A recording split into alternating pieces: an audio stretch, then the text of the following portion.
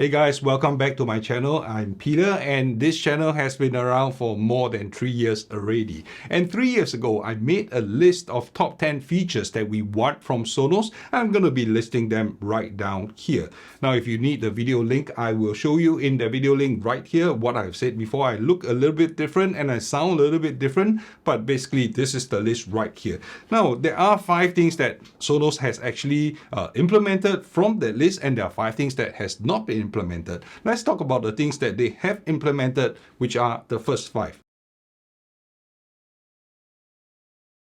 Now, the first I said was to be able to allow us to adjust the Atmos output levels. Now, when they launched the Sonos Arc in June of 2020, the Atmos channel was not very distinct and it was not possible to adjust the Heights channel output. Now, they have implemented that over the years. Now, the second item is to show the input format on the now playing screen, because when we wanted to know if Atmos was playing through the soundbar or the speakers, we couldn't tell. But now it is possible because they have put an Atmos badge there. And even if you're going through the Era 300 and playing Atmos music from Apple Music, you can actually see the Atmos badge come out. So very nice quality of life implementation. The third was the True Play on Android. Now, I don't personally use Android, but a lot of you guys do. And I would say that, well, they have implemented that to a certain degree because they have the, I think it's Auto True Play, which will work even if you are using an Android device. And on the Era 100 and the Era 300, it actually allows you to activate True Play using an Android device. The fourth item is dual sub support. Now, this is big. When I first talked about it, I didn't think it was something that Sonos would do, but they did implement dual sub support subsequently, and it made a lot of people buy another sub. So, smart move on Sonos side, and of course, smart of me to actually recommend that. You're welcome, Sonos. The fifth item is high-res audio support. Now, technically, they did not implement high-res audio in the sense that it wasn't going to play 96 kilohertz or 192 kilohertz kind of resolution of music files on your own server or on your own NAS. But they have actually implemented Dolby Atmos support for Dolby Music on Apple Music. So that's one thing that can be done. Amazon HD Music, it also allows for Atmos. Now, that is a high bit rate. Is it high resolution? Maybe it's not, but maybe high resolution is just a little bit overstated because the capabilities of these devices here, even the Era 300, which is the newest stereo music speaker from Sonos, it doesn't actually warrant that kind of bit rate to sound its best. In fact, even if you fed it higher resolution music, it is not like it's going to sound a lot better than its hardware limitations. So yes, you can go higher than that, but it's not like you're going to get a lot better. Now, so these are the 5 items that Sonos has implemented. There are 5 things on the list that Sonos has not yet implemented, and I'll go through them. Now, the first being the Atmos discrete channel. Now, what do we mean by Atmos discrete channel? I wanted to be able to use Sonos' own speakers or even an amp driving ceiling speakers to be able to accept the Atmos channels, Atmos streams from your soundbar so that you can actually play actual ceiling mounted speakers firing down the Atmos channel. And that is true Atmos, not the reflected Atmos from the Era 300 or the Sonos Arc. That has not been implemented. I don't know if they will do that, but if they do that, well, then it makes my investment of cutting holes in the ceiling and putting the Sonos ceiling speakers coupled with the amp, then it becomes more usable for me. I've invested in that. I'm betting on that. Don't know whether they will implement it. The second on the list of the things that they have not implemented is the enhanced room grouping. Now, for Sonos Move and Sonos Roam, you can't actually group them as surround speakers anyway. But if you have an Era 100 or Era 300 that's paired as a surround, and you want to listen to them in stereo format, you've got to take them out from surround, and then you got to pair the two together as stereo speakers, which is difficult because every time you want to do that, you actually have to move it. Now, the only way to solve that was for Sonos to remember all these different room configurations you have and, save them in blocks of memory. But I don't know whether Sonos is finding it difficult. theoretically, it shouldn't be difficult, but maybe there's something in the whole programming and the whole setup of the system that I don't understand that prevents that from happening. But if they do, then it will make all these speaker setup and tearing down, especially you have a lot of these speakers, to be a lot easier. And along with that, I wanted multi-true play configuration. And why do you need multi-true play configuration? Well, one thing is because when you break up the room, the true play will change again, right? So you should be able to save true play. Currently, true play, you only remember one version of the true play. The last time that you perform true play, it remembers that, it uses that. The moment you remove the speakers or add new speakers, that true play configuration goes away. So if you have multiple slots for multiple room configurations, then having multiple slots for true play is a natural progression. Now they could possibly implement these two together, and it will make the S2 platform infinitely more flexible and infinitely more useful for users like us. And I mentioned my Sonos speakers. Now, before I had the Sonos speakers, which the Sonos M was able to perform true play on them, I was using some Yamaha in-ceiling speakers. Now, the Yamaha in-ceiling speakers, they don't play that particular tone that Sonos is listening out to determine whether they are first-party Sonos speakers. So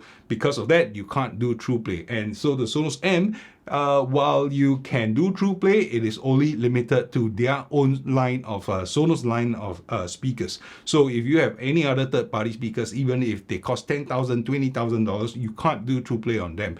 And that's a pity, that's a shame. So if they enable true play on third-party speakers, it will be a big bonus. Now, of course, Sonos will claim that, well, it doesn't know the sound profile of those particular speakers, of the third-party speakers, which is a fair point. But then again, when you are using your iPhone or your Android device, if they allow it to do true play, then you are able to listen to how it actually sounds like and tune the sound accordingly. But I don't know whether you want to make a $20,000 speaker sound like a Sonos speakers. Maybe debatable, I don't know. Okay, so the last thing that I have on the list that is not yet implemented is the Sonos AV processor, AV receiver. Okay, now I came from a background of AV receivers where I had a 11.2 setup. I think at some point in time I had a 11.4 setup, but never mind that. Of course, the flexibility and the power of all those things, it is great. So I kind of tend to veer towards that kind of flexibility again.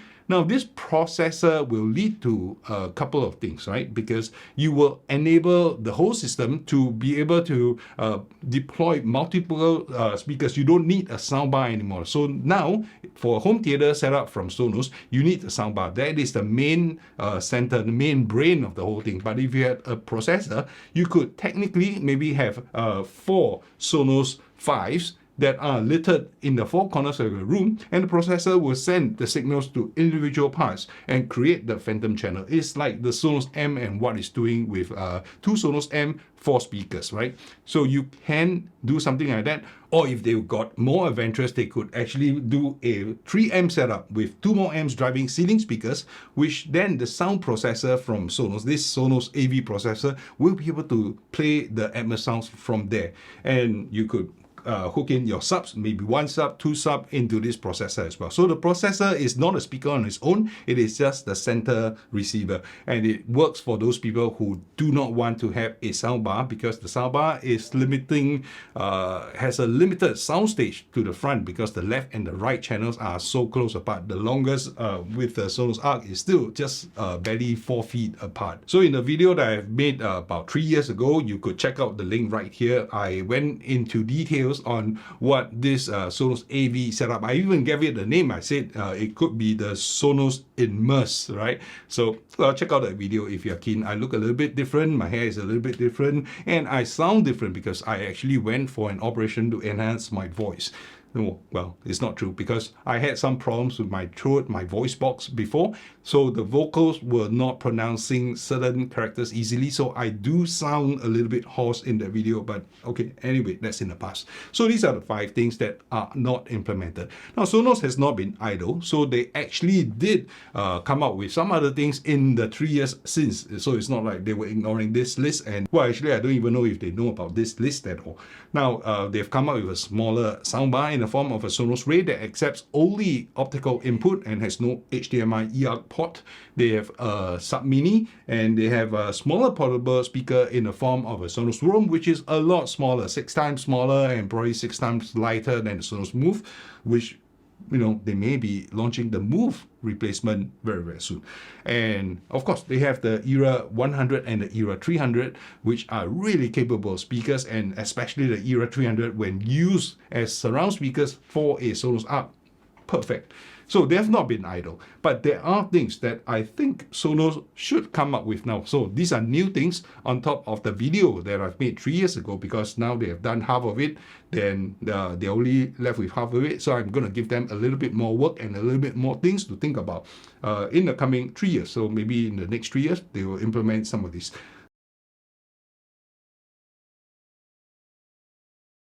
Now, 5 more items I want to add to the list. First, Sonos headphones. Of course, the Sonos headphones have been rumored for years by now already, and is still nowhere in sight. Now, the next launch, if they launch the Sonos headphones, it will be great. And I've done a video before, and somebody has done, a Sonos fan has done a very detailed 3D render of that, how the Sonos headphones can potentially look like. And if it looks anything like that, I'll show it in the video right here, then I will just buy it in a snap. Now, that's the headphone. The other thing that I think Sonos might do is like a Sonos TV. So remember I talked about the Sonos AV receiver. So the Sonos TV is actually just the whole screen itself, the TV itself. So you don't actually need to connect a soundbar using a HDMI ARC anymore. It can actually wirelessly connect to the soundbar, or you can actually wirelessly connect any number of Sonos speakers in the room in order to be able to come up with the surround sound stage. So that could actually cut down on even one wire running from the TV to the soundbar. Right? Today, they are already connecting the surround speakers to the Sonos Arc, to the Sonos soundbar. So it's basically using the same Sonos Net protocol, or even the Wi-Fi 6 protocol to connect to the TV. So Sonos TV sounds like the thing to be coming up. It is probably something very new, but the investments will be big. And so far, I don't think we have heard Sonos hiring anyone from a visual department. So maybe it's not a thing. And then we talk about the Era 500. Now, when they launched the Era 100 and they launched the Era 300, everybody is expecting that there will be an Era 500 coming soon. Now, note that they had the Play 1, they had the Play 3, and they had the Play 5. It's like BMW having a BMW 3 Series, 5 Series, 7 Series. No, well, of course, they have the 1, 2, 4, 6, 8.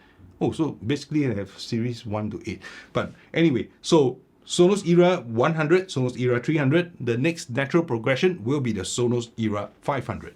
Now, the Sonos Era 300 was compared to the Sonos 5s because they do perform pretty well as stereo speakers, just that the musicality of it, the bass department, the Era 300 is still not as strong as the Sonos 5s. So when you want to just use them as stereo speakers, for pure musical performance, it will still be the Sonos 5. The Sonos Era 300 has the Atmos going for it. It has an upward firing driver. So in terms of spatial audio, in terms of Dolby Atmos music from Apple Music or Amazon Music HD, it was going to sound better. But if you are into spatial audio, but if you are into pure stereo music performance, the Era 300 still is not as good as the Sonos 5. So if the Era 500 launches that outmatches the whole Sonos 5, then I guess it will be a very expensive speaker, but it should perform very well as stereo. So I think that is possibly the next thing that they will want, and actually I do want from them. So I can keep my Era 300 as rear surround speakers for the Sonos Arc and still have the Era 500 as pure musical stereo sound speakers. Okay, 2 more items. HDMI pass-through. So far, none of the speakers that Sonos makes, those for music, has HDMI ARC input. So if you want the HDMI connection, you need to go back to the soundbar, which is the Sonos Beam Gen 2 or the Sonos Arc. But with this two, they only have one port, which is a HDMI eARC port, and it receives sound input from the TV. And that's the only way you're going to get sound through a cable into this. Or of course, you can use the optical converter, but that will downgrade the sound to 5.1. So if you introduce multiple HDMI connection, the ARC itself or any Sonos soundbar will be able to act as the hub, right? Kind of like you can switch between devices. And one of the reasons why I mentioned this is because I was recently gaming a bit on the PC and I realized that there is no easy way to get sound into a Sonos setup short of using a 3.5mm output to either the Era 100, the Era 300 or the Sonos 5s, right, which has a built-in 3.5mm input.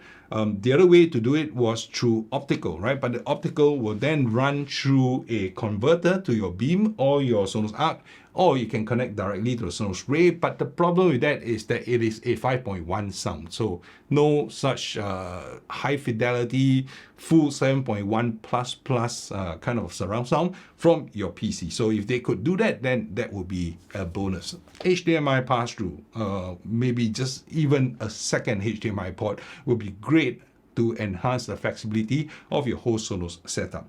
Now, somewhat on that point, the last point I'm going to bring up is the studio speakers for PC. Now, again, maybe I don't need a soundbar for my PC. I just want stereo speakers that will work and that can accept input from the PC. Now, why do I want that and why do people want that? Because today, if I wanted any sort of sound from my PC, it has better be a Mac so that I can use AirPlay 2 to actually broadcast the sound that is coming out from my Mac into the Sonos speakers. But if I were to be using a Windows PC or laptop, there is no way for me to do that. So if they have studio speakers like the Klipsch 9s or the 5s, you could actually have a HDMI eARC port, right? Which then, well, it becomes like the soundbar. Well, maybe it's so not that high on the priority list, but if the Era 500 came with that support to accept digital inputs, be it in the form of a digital optical or coaxial input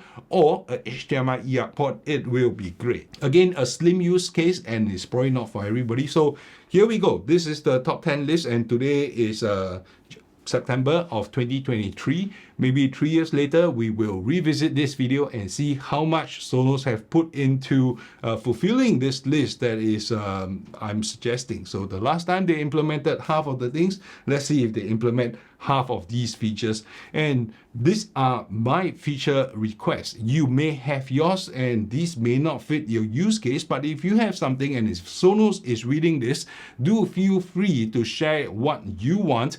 Put it down in the comment section down below so that Sonos, when they read this and they view this video, they can hear from you what you really want. And hopefully they will implement that in due course. Until then, I will see you. And by the next time I see you, maybe we have a new product to talk about because it is already September of 2023 and Sonos launch is right around the corner. And I'll catch you in that video.